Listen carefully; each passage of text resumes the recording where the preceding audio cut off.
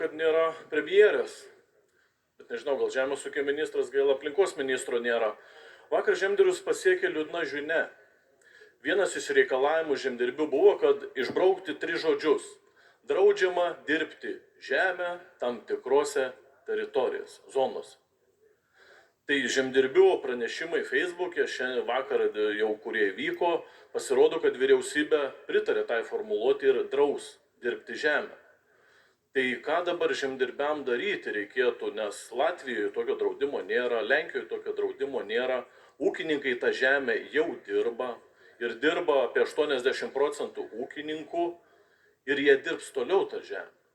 Tai vat klausimas, ar čia klaida įvyko vyriausybė ir tai bus pakeista, ar premjerė žino apie tai ir ką ūkininkam daryti, ar visi lauks sankcijų, ar vis dėlto tas reikalavimas, ko prašė žemdirbiai, bus įvykdytas. Ačiū, kas galite atsakyti.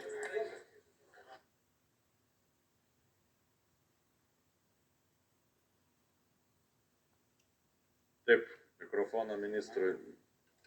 Jau veikia. Tai ačiū už klausimą. Tai reikia patikslinti, šitas reikalavimas dirbti, nedirbti iš žemdirbių protesto atsirado iš vis paskutiniu metu ir tai yra tik tais kelių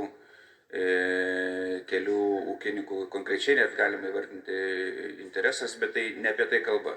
Tai apie draudimus dar tikrai per anksti kalbėti, nes įstatymas net Seimui nepristatytas.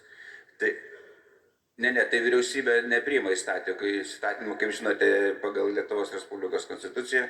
Tai aplinkos ministras pristatys įstatymą, per komitetuose bus galima pakalbėti. Ten iš esmės yra kalbama, ką ūkininkai kelia, kalbama apie tam tikras upes, kuriuose pakrančio apsaugos juostos išsiplečia iki 40 metrų. Tai iš tikrųjų, aš kiek girdėjau bent jau tose diskusijose, kiek aplinkos ministras susitikimuose su ūkininkais kalbėjo, tai jie buvo linkę ieškoti kompromiso, tai matyt, ten kažkokios išimtis yra, bet jau šioje diskusijoje Seime klausimas.